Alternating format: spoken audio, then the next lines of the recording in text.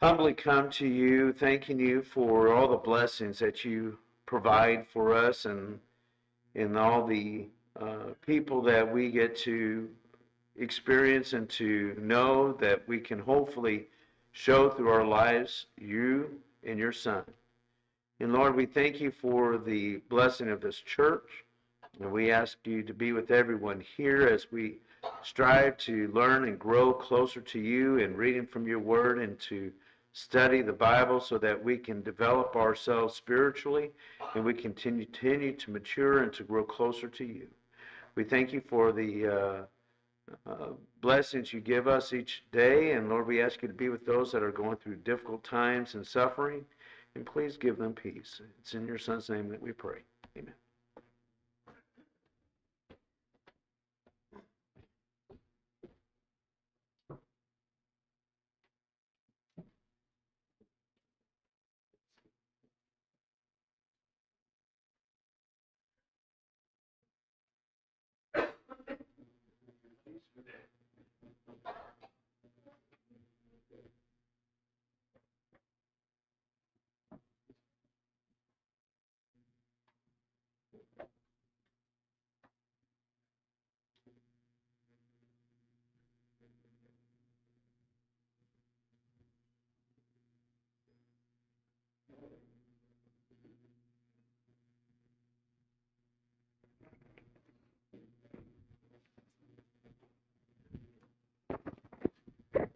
Good morning, everyone. This morning we start our new quarter, so you'll get me this morning, and it's a kind of a rotation of the men. We'll be starting our study on, I don't know what you want to call it, kind of moral issues that we may sometimes face.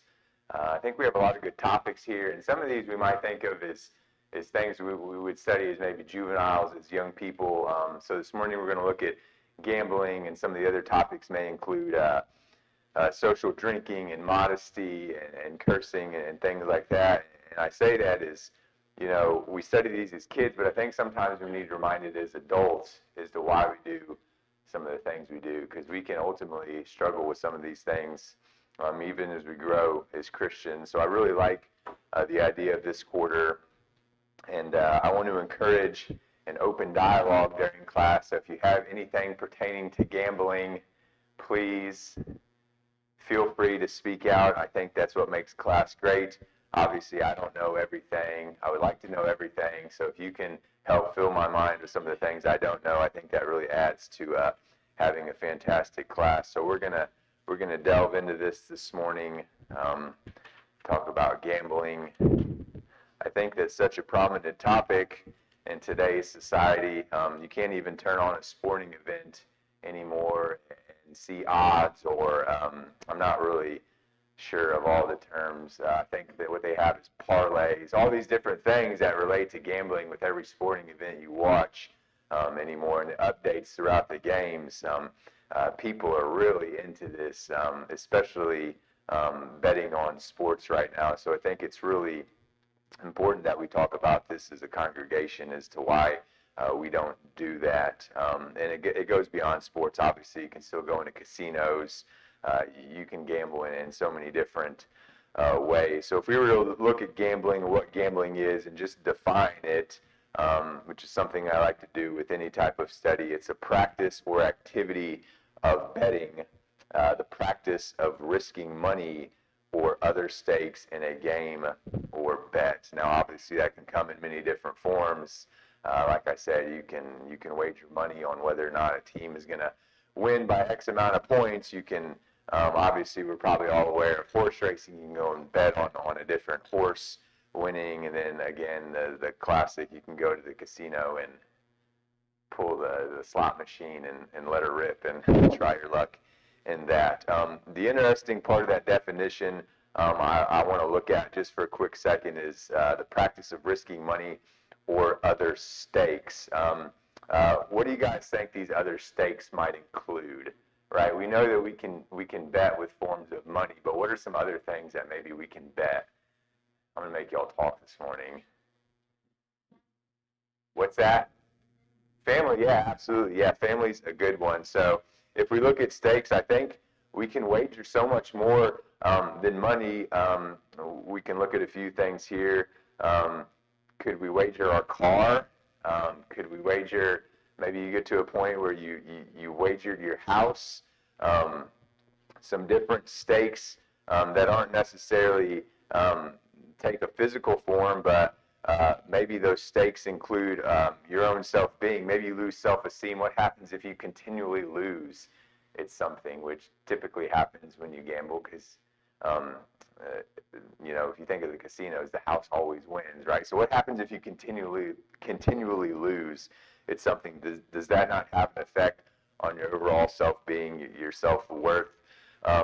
Jocelyn mentioned your family, your relationships could suffer because of gambling. Again, your physical, your mental health could suffer because of gambling. It can affect work performance if you're constantly engaged in thinking of your gambling or having issues with that. And then your social life, I think, could really suffer because of gambling. So I'm going to ask the question here: why should a Christian not engage in gambling? After all, the Bible, there is no, I'll be honest, I haven't found it yet, there is no thou shalt not gamble in the Bible. Why would a Christian not engage in gambling? Yeah, absolutely. Yeah, absolutely. Yeah, anybody else? Why a Christian ought not gamble? Jim? I hate to answer that with another question, but a lot of things that we do when we don't have examples of do not do this is why would you do it? What is the purpose behind you doing it? Is it going to encourage a good viewpoint as you as a Christian, or is it going to make Christ look worse? Sure, yeah, absolutely. I had a discussion with someone recently along those same lines. Is just because the Bible doesn't necessarily not to do something, if you engage in a particular activity, how is that glorifying God? And you might ask yourself, well, how does gambling glorify God? Debbie kind of touched on that. Are we being a good steward when we're gambling away things that God has given to us? Anybody else want to, Darren? You also have the appearance of evil when you go into these, like, casinos. What's at the casino? Sure. If you're gambling enough, I've been told this, they provide free alcohol for you. Okay, yeah, sure, absolutely. The appearance of evil that you sometimes might come across in gambling, which is very unfortunate because I've heard Las Vegas buffets are very nice. So, Jim, did you have something? Well, it's just interesting.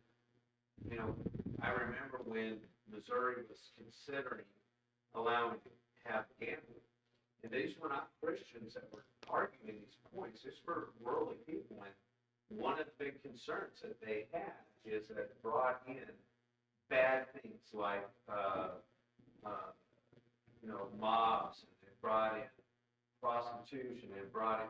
So, I mean, it's not even Christians that are saying this. This is the world that is saying there's some concerns with bringing in gambling because what it is typically attached to as well. Sure, yeah. I find it interesting because, a lot of people may argue, oh, if we build a casino, it will, it'll bring jobs to your community, it'll create work, it'll generate revenue. But another thought you have is, well, why don't you build a hospital, right? Why don't you build something that benefits your community? Because like Jim said, I think that just comes to the territory. If you put up a casino, it's going to bring in a lot of those bad things. And there are statistics that would defend that. We're going to look at a few here. If you want to go back there, it was a lot more. It was a website called quitgamble.com. I'm going to just skim over some of these I found really interesting. I won't bog you down to too many of this statistical stuff, but it was so the average California caller that was a problem gambler, I think this was based off 2023, spent $46,000 a year on gambling. That's a lot of money. I don't care where you're from. Suicide rates are 15 times higher than the general population if you have a gambling problem. 60% of problem gamblers smoke, and 26% are alcoholics.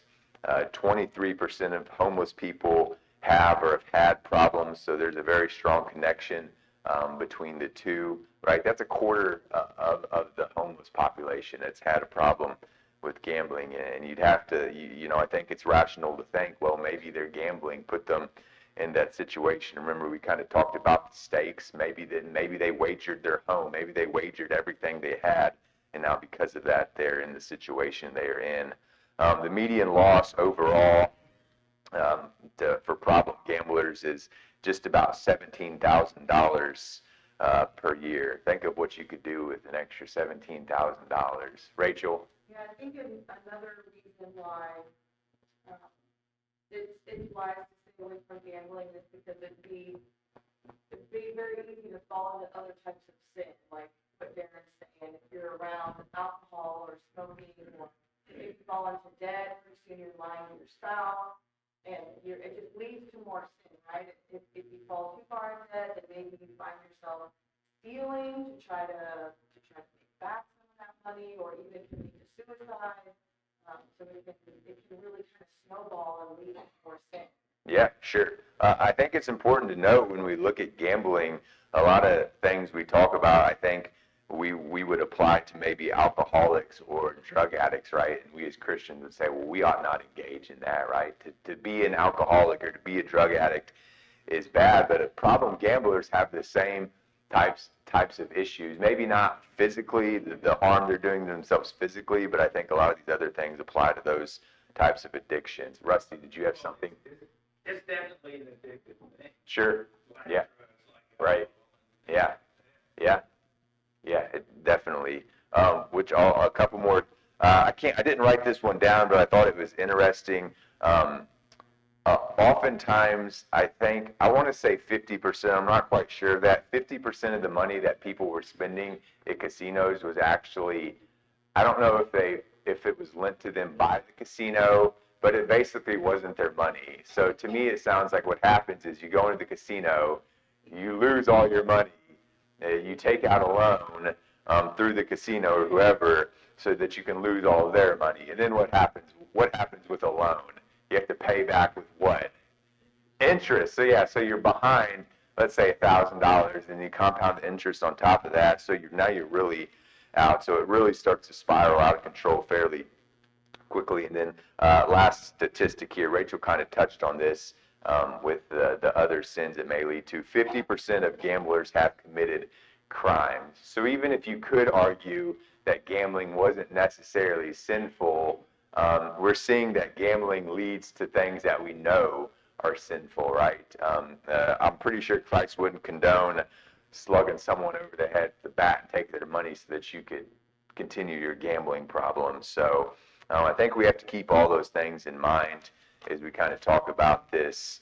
I wanted to read something here out of this book that was very kindly loaned to me for this study here as we kind of move into our next point here. All right, a little bit of a lengthy read here, but I think it's good. Connected with gambling, excuse me, is the strong element of uncertainty, the large chance of losing. It has been popularly defined as getting something for nothing without rendering service or exchange of goods. And it is essentially stealing in the form of robbery. It involves taking a risk in order to obtain something for nothing, and often means losing what one has and obtaining nothing. Psychiatrists classify gambling in the compulsion category similar to multiple sex cheating, drinking, or drug addiction. Habitual gambling is a mark of a disturbed personality and undesirable character trait. This is quoted by John Waddy, What's Wrong with Gambling? Words of Truth from 1970. So with that being said, we can see that gambling maybe is a form of theft in a way, and not a really righteous way to obtain our money. So I want to ask the question, how do Christians obtain their money? If you can't go out and get it, earn it through gambling, how would Christians obtain money righteously? Anybody have any ideas? So, work? Work for it? Yeah, absolutely. We go out and we work for our money. At least that's how I do it. Um, uh, so yeah, there are, biblically speaking, there are 4 ways in which, I don't want to say Christian, there are 4 ways in which we can obtain money. Now, 3 of those ways are righteous ways in which we can obtain money. I want to look at that. And the first one is absolutely right. Money can be earned through laboring. There's no risk involved in that, right? I go to UPS, deliver packages, they give me money in trade, right? If I don't work, they don't pay. And much of you are probably the same way. There's no risk involved in going out and earning your money. And that goes beyond maybe just having a job. I think you can include the buying and selling of goods. Maybe you have a garage sale. Maybe you have an eBay store, whatever the case may be. If you're exchanging some type of service or goods in turn for money, then I think that's completely all right. Turn, if you would, to Matthew chapter 20. Wouldn't be a Bible study without looking at the Bible. Matthew chapter 20. And verse 8.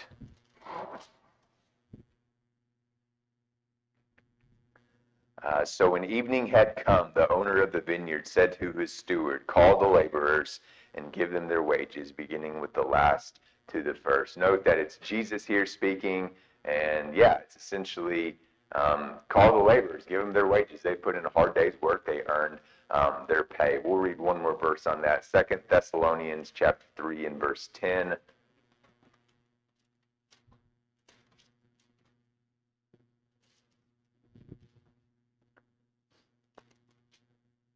2 Thessalonians chapter 3 and verse 10 says, "For even when we were with you, we commanded you this, if anyone will not work, neither shall he eat." So here's a verse I think everyone's familiar with. If we're not going to work, we're not going to eat. So yeah, we can earn our pay through working. It's important that we go out and we labor in ways that are righteousness.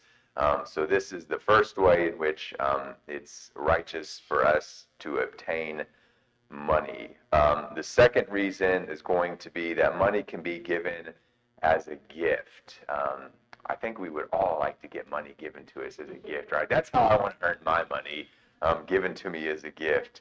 Turn, if you would, to Proverbs 17.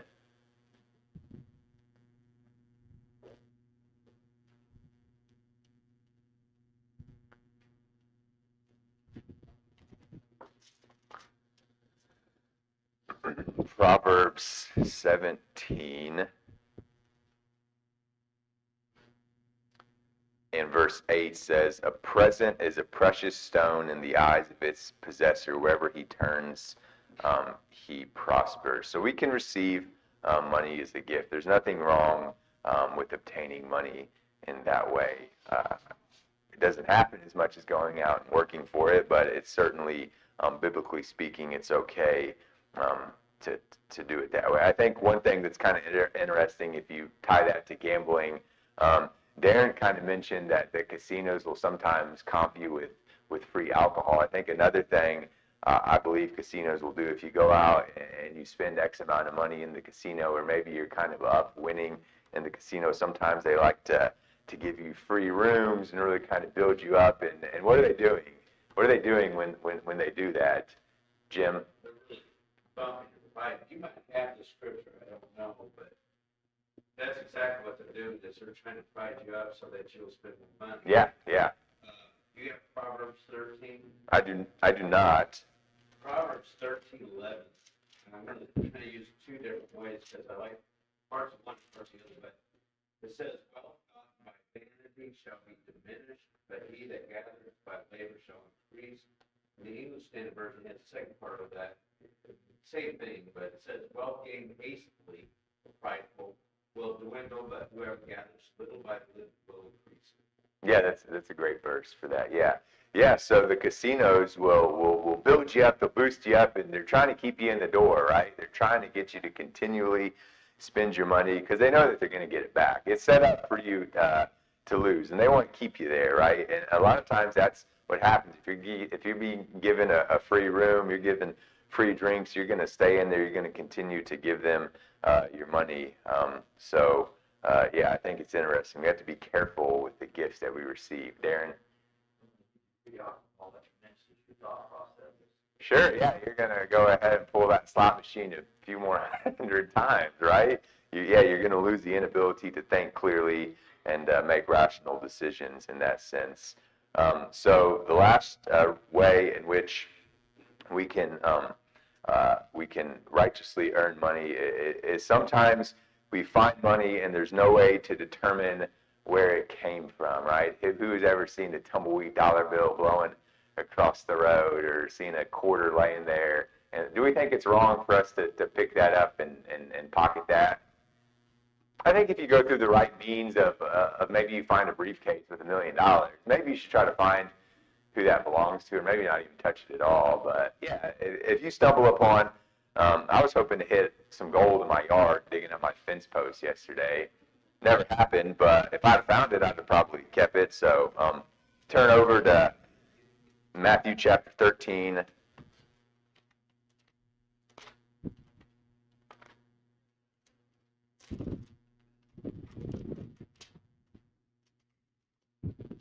Matthew chapter 13 and verse 44.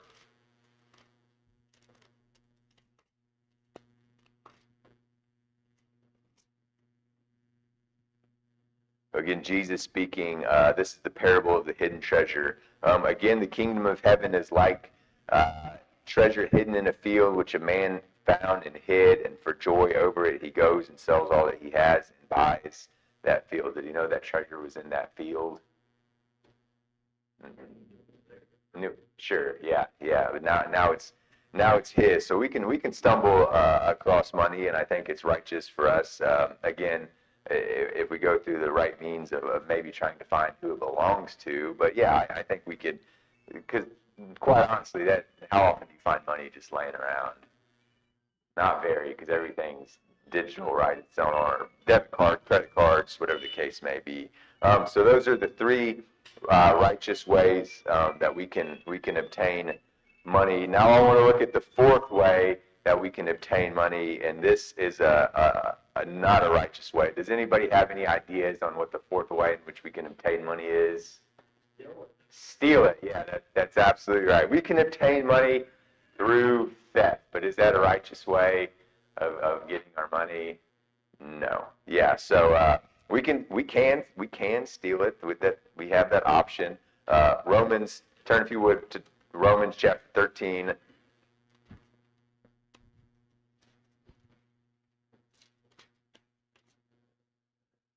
Romans chapter 13 and verse 9. For the commandments, you shall not commit adultery, you shall not murder, you shall not steal, you shall not bear false witness, you shall not covet, and if there is any other commandment, are all summed up in this saying, namely, you shall love your neighbor as yourself. So here we have an understanding that stealing is condemned by God's word. Sure, we can go out and steal money, but it's not a righteous way in which a Christian should obtain their wealth. And we'll turn over one more verse on that to Ephesians chapter 4.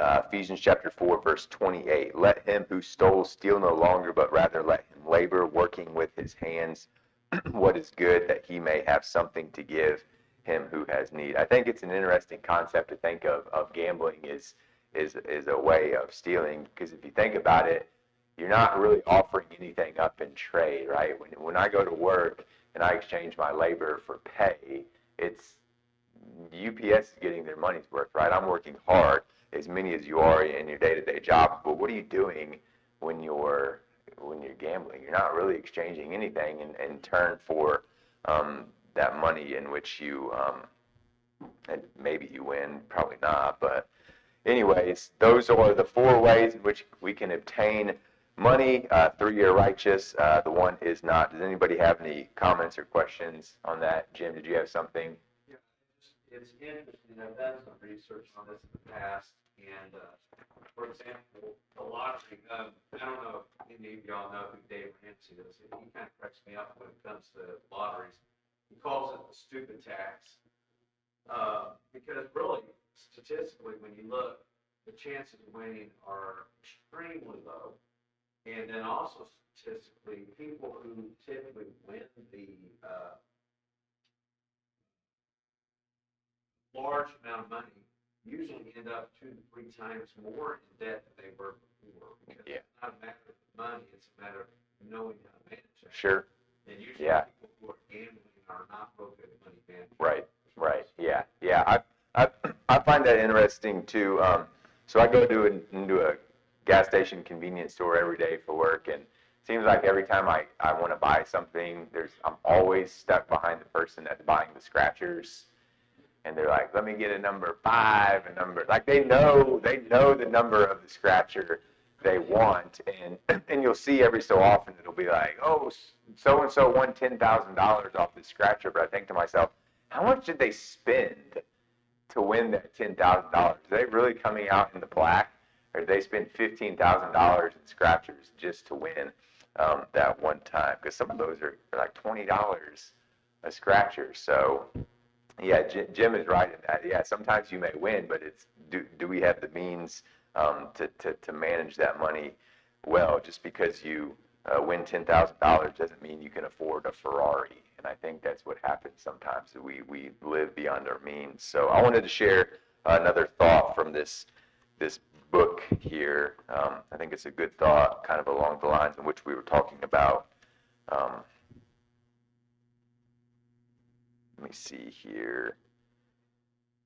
This comes from a quote by Stafford North, to the effect that gambling is the act of risking what is yours in order to get what belongs to another with nothing given in return. So, yeah, I think that goes along with the lines of how do we obtain our money? We have to give something to get something, right? We exchange our labor in order to obtain money, and gambling doesn't follow those same lines.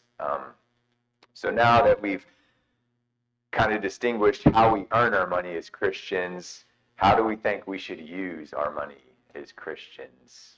Anybody, thoughts, ideas? We kind of touched on it. Debbie mentioned being good stewards of it, being responsible of what we earn. I think first and foremost, when we think of how we should spend our money, how we should use our money as Christians, is to give back to God for His benefit, right?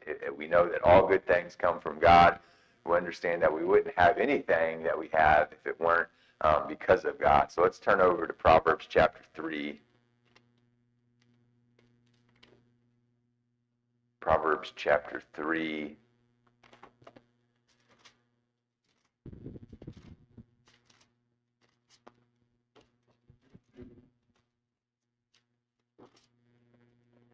And verse 9 says, "Honor the Lord with your possessions and with the first fruits of all your increase." So honor the Lord with your possessions. Do we really think that gambling is a good way to do that?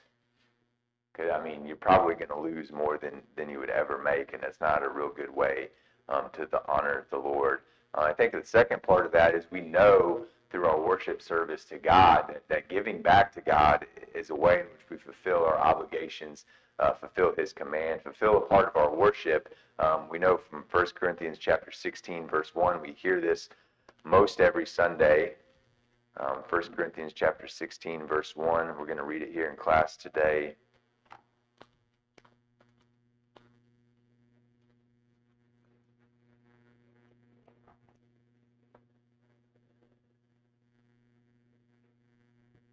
"Now concerning the collection for the saints, as I have given orders to the churches of Galatia, so must do also on the first day of the week. Let each one of you lay something aside, storing up as he may prosper, that there's no collections when I come." Now, I think it's important that we kind of look at the second part of verse 2 there. It says, storing up as he may prosper. Are we setting something back as we earn it to give back to God? Or are we kind of foolishly, aimlessly spending? Jim touched on that when he mentioned those who win these giant lotteries and don't know how to manage it. I think managing our money being good stewards. If you look at stewardship, if you were to define stewardship, you can kind of find management in that. So are we managing what God has given to us in a responsible Christian way, or are we just aimlessly spending? Because we know that we have to give back to God to even fulfill a part of our worship duty. Now, I'm not going to sit here and tell you that we have to tithe or give back 10% or give back a certain number, but I think it's important that we have to give back something, and I think ultimately we do have to make it a priority in our lives to do that. Any comments, questions?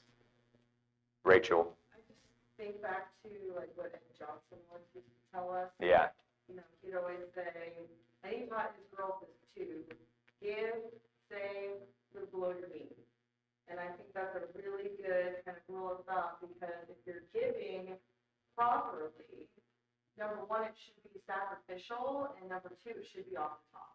Sure. Right? Yeah. Yeah. Giving of our first fruits, you know, and it should be sacrificial in some way. Like, I'm giving X amount, which means I may not be able to purchase this thing or do this activity over here because I'm, you know, I want to prioritize my giving. Our giving shouldn't diminish or alter because of, you know, well, I went on vacation this month, so now I got to give less. Like, Sure. that really shouldn't be the case. Yeah, you tie that all together and think about it. If you're spending $46,000 a year on gambling, how much are you really able to give back to God? So it really kind of puts it all in perspective that, you know, maybe you can try to justify, well, the act of gambling is not that bad, but then how does it affect you spiritually, right? If you're not able to give to God off the top. So yeah, good comment. Thank you, Rachel.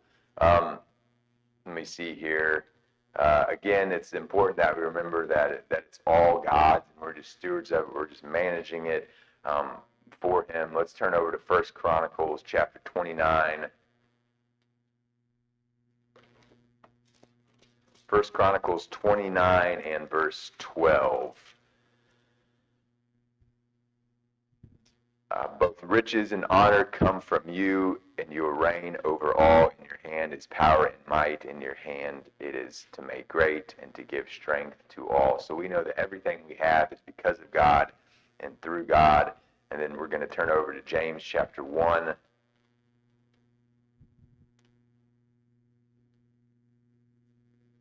James chapter 1, eventually, in verse 17. Every good gift and every perfect gift is from above and comes down from the Father of lights, with whom there is no variation of shadow and turning. So I think it's rational to think that all the money that we do earn is because of God. And I think along with that, we have to remember that we're probably put in that position, maybe through God's providence, to be able to earn in ways in which we do. I kind of immediately thought of a few of y'all and the ways in which you earn money. I think of Darren and his talents to be able to drive that truck. Not everybody can do that, so maybe it's through God's providential assistance, the blessings that Darren's able to do that, to earn for himself. I obviously think of my wife, Rachel, and her abilities to teach those high school kids, to have the patience to be able to do that.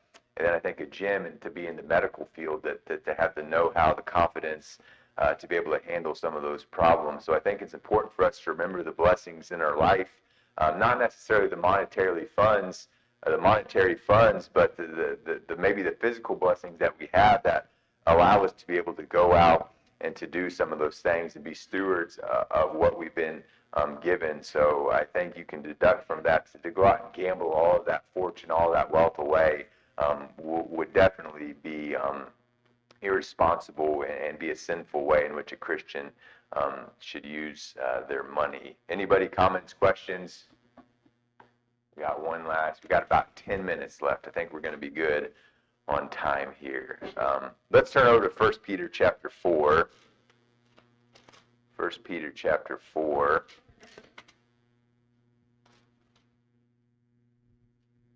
And we want to read verse 10.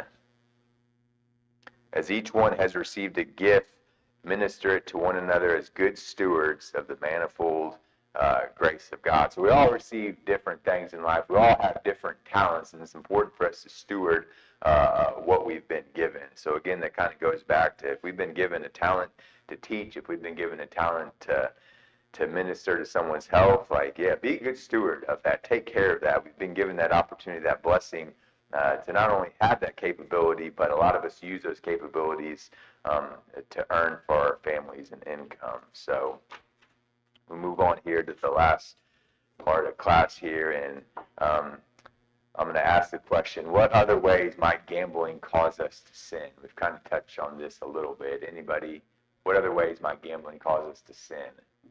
Debbie? It's supposed to be a stomach block for another brother. And I've heard people say to me before in a discussion about gambling, we just do it as entertainment, like we would go to the movies. We go once a year, we set aside this much money, if we lose it, we lose it. You don't get anything back when you go to the movies. We don't have a problem. So maybe you don't have a problem with it as far as an addictive nature, but you could be a stumbling block to somebody else. Sure, yeah. Maybe there's a new Christian who has that problem. Yeah. And they see you, and that becomes a stumbling block for them. That's as much a sin as the fact that you are not being a good steward of your money because you can be a stumbling block. Yeah, I never thought of it from that point, but yeah, that's absolutely right. Yeah, we don't want to be a stumbling block to anyone. Jim, then Chester. Jim, go ahead. I was just doing some reading, and there's a group called the Polaris Group, and they do study on sex trafficking, and they found that when you have these gambling locations, it really presents a very in-tune and good opportunity for sex trafficking to be hidden in the midst of it. Sure. So really, as a Christian, it just gets back to the why. Why are you doing what you're doing? If your focus is selfish, then you won't have a problem being in those environments. You won't be a problem because you're not focused on God. Right. If you are focused on God, you obviously want to be a good steward in your money and your behaviors and the things that you do. Right, yeah. Chester? It's just like a friendly poker game. You get together with some friends, you chip in the $10, and you play your friendly poker. Well, you lose your $10, you're fine with it. That doesn't bother you at all. But on the flip side, maybe that $10 that your friend is losing is all he has. He needs that for something very important. And so we don't know the heart of somebody else. We don't know the involvement in somebody else's life. So, here you are taking something from somebody that somebody needs. And so, you just don't ever know. Right. Yeah, absolutely. Yeah, I think one of the big sinful behaviors that gambling creates is covetousness. Why can't I say that word? Y'all know the word covetousness. It's that greed. It's that wanting more. I'll go out on record and saying, I don't care what anyone says. If you're gambling, you want to win the money, right? You're not doing it for any other reason. You can say, like Debbie said, I set aside so much, and we're going to go to the casino for one night, and whatever we lose, we lose. But you're going to win money. You're not going, your sole purpose is not to lose that money. You'd like to win it back, right? And so I think that's the behavior that all gamblers will have is they want more, right? More. So I think that's a big one there is that greed and that. Let's turn over to Luke chapter 12.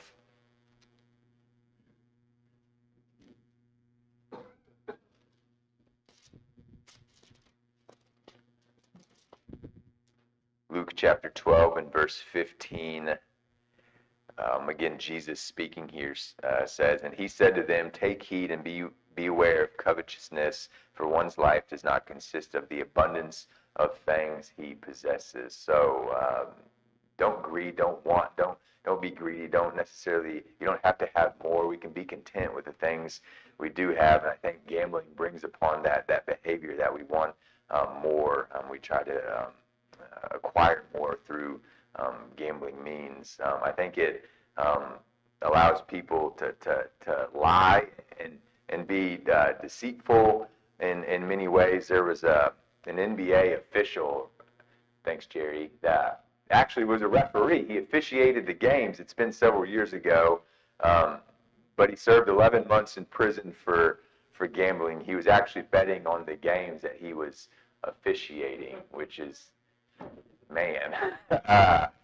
Yeah, so it brought him to the point in his gambling that he was lying, he was being deceitful, right? He was probably calling fouls that weren't fouls. He was having a direct effect on these games because of his gambling problem. There's been a lot of stories recently with sports gambling being more relevant in today's culture and society. Recent athletes have been found guilty in various gambling scandals or schemes, which now creates the ethical dilemma as to whether or not they can even coexist. Can sports and gambling coexist because of the greed involved, right? You think of these professional athletes, they make so much money. How much more can they really make off of gambling? But it's that greed, right? It's that love of money that they want just a little bit more. And so it creates these problems that maybe they didn't exist in their lives before it became a possibility for them to gamble. Let's turn over one more verse this morning. Y'all are going to know it. 1 Timothy 6:10. 1 Timothy 6:10. For the love of money is a root of all kinds of evil, for which some have strayed from the faith in their greediness and pierced themselves through many sorrows. So I think that greed, that covetousness, that brings on that lying, that deceit, that are all associated with gambling, and are reasons as to why Christians ought not be gambling. That's all I've got. Class is just about over. Does anybody have any comments? Darren? I think we can also add to 1 Thessalonians 5:22, staying from all appearance of evil. Sure. And I don't know, well, a lot of people probably don't realize that these casinos in Missouri, I feel like they were brought on in deceit all along. Because they always said they would be contributing to education. What a lot of people never realized was every dollar they put into education, the government took their dollar out of that. Yeah. It wasn't that we were gaining, we were saving. Yeah. It was just they put these so-called boats, had to be the gambling on boats, well, they weren't even really boats. Right. Right. Yeah, I mean, it's built on the water, but yeah, I can tell you firsthand it didn't contribute to education because I'm still dumb. So, yeah, anything else on gambling? I think Chester, do you have something? No, I just, about, with Darren, I just signed a petition to get the gambling money to go where it's supposed to go. Yeah. And, I think that, he's absolutely right. They said it was going to go for our schools and all these wonderful things, but it never does. It never does. Isn't it wild how it has this aura around it of deceit, right? The act itself can be deceitful. You can lie, steal, cheat in order to achieve success, and the act of gambling and the whole stigma around it with, we're funding education is based off deceit as well. If nobody's got anything else, we're going to close out class this morning. Thank you, everyone, for your comments. I really appreciate it. That was a good class. So thank you, everyone.